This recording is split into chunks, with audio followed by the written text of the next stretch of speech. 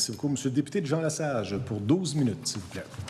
Merci, Monsieur le Président. Merci, Madame la ministre et tout le monde qui l'accompagne. J'aimerais savoir ce que la ministre pense de l'idée suivante, qui n'est évidemment pas mon idée, mais l'idée, par exemple, que la transidentité, c'est une épidémie qui est le résultat d'une propagande mondiale. Est-ce que la ministre pense qu'une affirmation comme ça, c'est transphobe?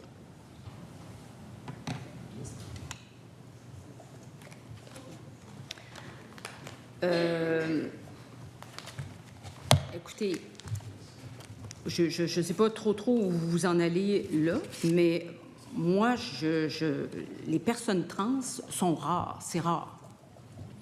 Ça représente moins de 1,5% de la population. Ces gens-là qui sont en questionnement souffrent beaucoup. Alors, je pense que nous devons les accompagner et s'assurer qu'ils vivent bien.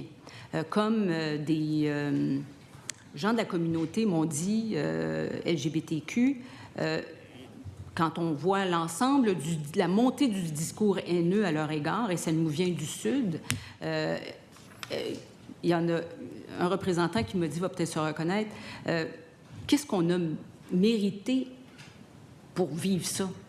Tant de haine. On ne dérange pas personne, on vit notre vie. Alors, moi, je pense qu'il faut, nous tous, ici, les élus et la société civile, contrer ça de toutes nos forces.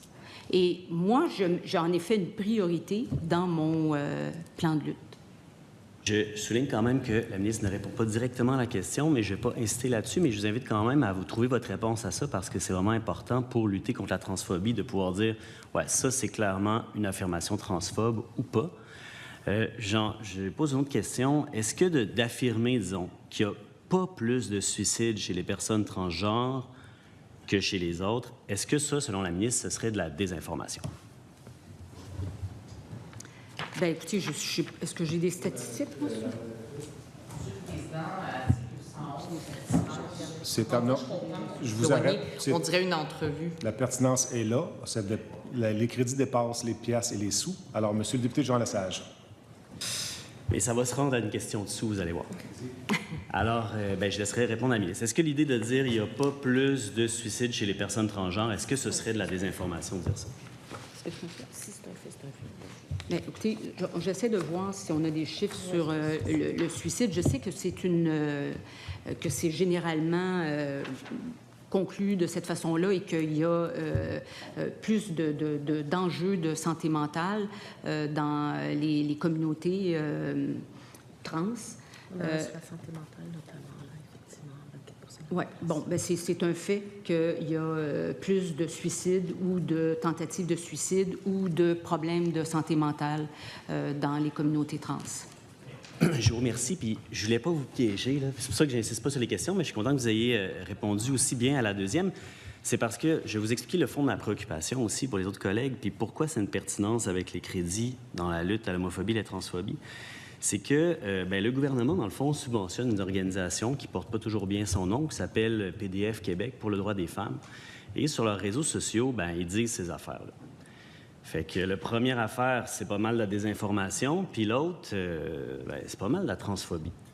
Et puis, je me demande si le 144 000 $ qu'ils reçoivent par année de l'État du Québec est bien investi dans une perspective de lutte à l'homophobie et la transphobie. Puis j'invite la ministre à réfléchir à la possibilité peut-être de revoir ce financement-là largement à la baisse pour le transférer à des gens qui luttent vraiment contre la transphobie et l'homophobie. Parce que, comme l'a souligné aussi la collègue de Maisons de Saint-Louis, ils sont pas toujours, ils n'ont pas évidemment tous les besoins, tout le temps, toutes les ressources nécessaires pour pouvoir faire face aux besoins auxquels ils sont confrontés. Alors, je voulais aborder un autre sujet aussi, puis il me reste quelques minutes. Donc, j'y vais sur un mode encore interrogatoire, parce que c'est quand même, je veux dire, pourquoi pas. Est-ce que la ministre pourrait nous définir ce qu'est la sagesse? Excusez-moi, oui, on me parlait. Bon. J'ai manqué le dernier bout de votre question. Alors, est-ce que la ministre pourrait nous définir ce qu'est la sagesse? La quoi? Sagesse. La sagesse. La sagesse. Oui. Madame la ministre, vous avez le droit Est-ce que je peux regarder dans le dictionnaire? Vous avez le droit de regarder dans un dictionnaire, vous avez le droit de demander des éclaircissements. Vous avez Non, le droit écoutez, de tout ça. d'abord, il y a une chose qu'il faut mettre au clair, là, puis je reprends un peu, parce qu'il y a beaucoup de choses dans ce que vous avez dit, puis bon, je ne sais pas à quand date ce que vous parlez, les déclarations de PDF, tout ça, puis bon, c'est des choses, moi, qui m'ont inquiétée, surtout l'année dernière, pas cette année.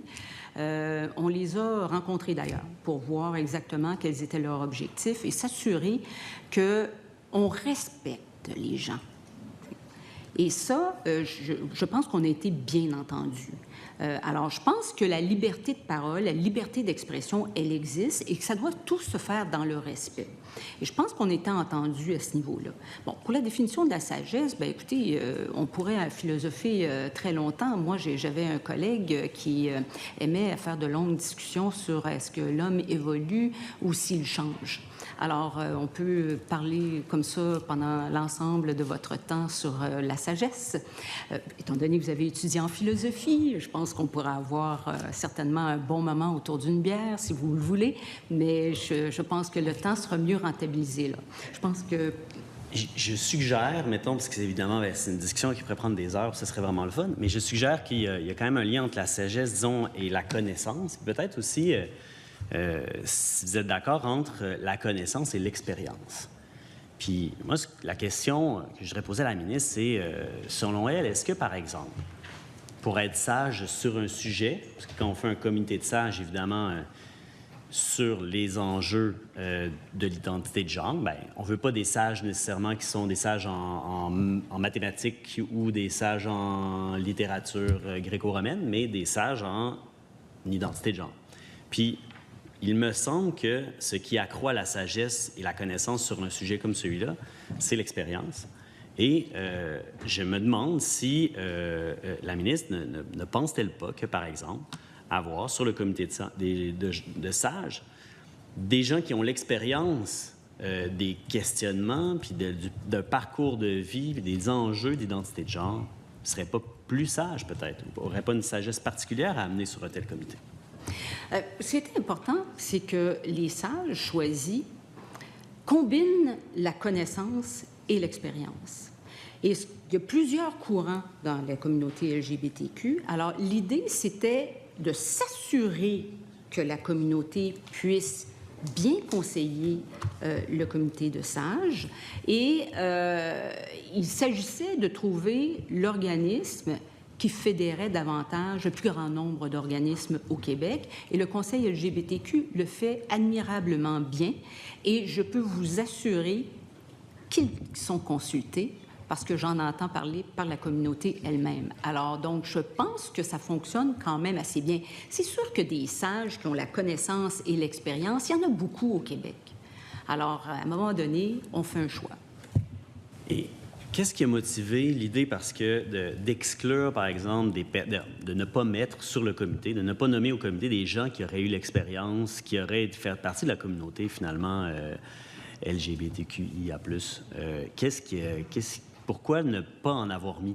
Parce que c'est quand même une décision surprenante qui a fait réagir beaucoup de monde, là. Plus d'une centaine de groupes ont dit ça n'a pas de bon sens, on rejette cette idée-là. Alors pourquoi est-ce que vous... qu'est-ce qui fait que vous vous êtes dit c'est pas une bonne idée de faire ça? L'idée générale, c'était vraiment d'avoir un comité de sages qui combinait, comme vous l'avez dit, la connaissance et l'expérience, et que ce soit un comité qui serait consulté par une organisation qui fédère. Il y a beaucoup de courants dans la communauté LGBTQ. Alors, il s'agissait, pour nous, on ne voulait pas favoriser un courant plus qu'un autre. L'idée, c'était d'avoir un comité de sages avec des gens qui ont suffisamment d'expérience et qui sont respectés dans la société en général et qui ont de l'ouverture d'esprit et qui sont conseillés par un groupe LGBTQ. Et ça a été fait. Ce comité-là, moi, je pense aussi, travaille beaucoup dans la bienveillance. C'est important, ça, la question de la bienveillance.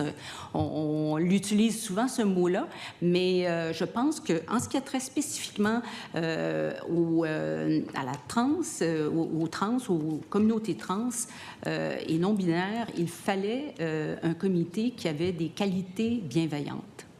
Je suis certain que des personnes trans ou non-binaires ou des communautés auraient pu avoir toute cette bienveillance-là. Et puis, ils auraient amené aussi cette expérience-là, parce que même si les sages ont de l'expérience, ils n'ont pas nécessairement de l'expérience dans le sujet traité.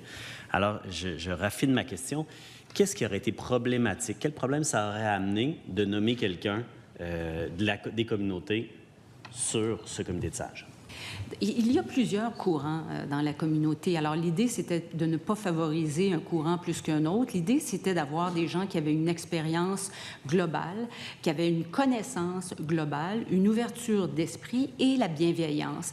Et ce qu'on voulait, c'est que ce comité-là soit conseillé, c'est-à-dire bien branché sur un organisme qui fédère le plus d'organisations communautaires. Le Conseil LGBTQ fait un travail formidable, il est extrêmement crédible dans la communauté. C'était le bon véhicule pour pouvoir conseiller le comité de sages. Et très franchement, je pense qu'on peut être fiers. Une minute, Monsieur le député Jean Lesage. Si, par exemple, le gouvernement avait mis en place un comité qui se penchait sur le droit des femmes en contexte de droit à l'équité salariale, par exemple, est-ce que vous auriez trouvé que c'est une bonne idée de mettre sur ce comité-là uniquement, finalement, des hommes?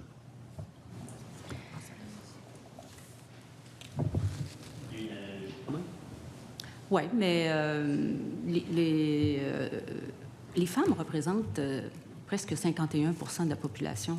Je pense que j'aimerais ça, moi, que les femmes, ça soit 50-50 partout, puis qu'il y ait de l'équité partout. Je pense que c'est ça qu'on recherche, et c'est pas le cas. Je peux vous le dire, on est à 46 % à l'Assemblée nationale, c'est historique. Je peux vous dire que c'est pas acquis. Alors, les batailles, elles ne sont pas acquises. Là, on parle quand même de communautés qui, les trans et non-binaires, c'est moins de 1,5 % de la population. Je pense que c'est important qu'ils soient consultés, qu'ils fassent partie des décisions, mais et qu'ils aient le droit de vivre en paix et en sécurité. Merci beaucoup, Mme.